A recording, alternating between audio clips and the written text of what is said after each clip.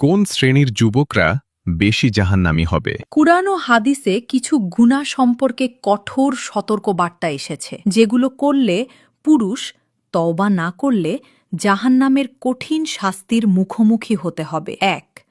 নামাজ ইচ্ছাকৃতভাবে ছেড়ে দেয়। ২. স্ত্রী ও পরিবারের হক নষ্ট করে। ৩.